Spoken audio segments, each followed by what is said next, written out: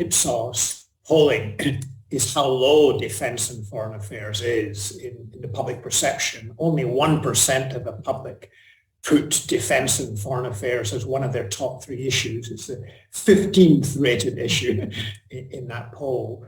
So I'm quite privileged actually to even be on this panel here, given those statistics. You're one of our oughts rather than is, I fear, on the list of top issues. Absolutely. And I think it's, and of course the ought is because we're in a time where European security is more fraught and dangerous than it has been since the Cold War.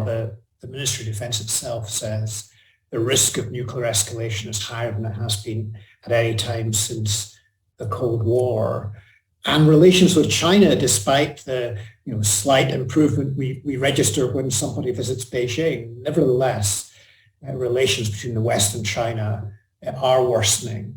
And indeed, last year, the OBR produced this really interesting report, I think for the first time for many years, where it identified geopolitical risks as one of the things that has to be taken into account in government budgeting. And of course, under Liz Truss, there was that promise of spending 3% of GDP on defense, which has now disappeared.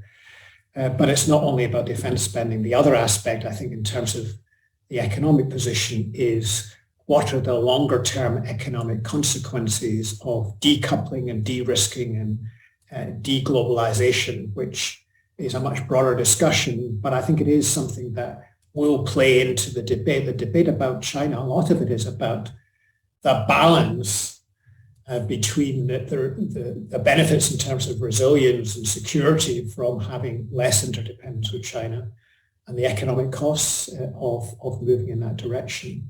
And that's an argument which to some extent the UK can make its own decisions on, but we're very much driven by the decisions the United States has taken.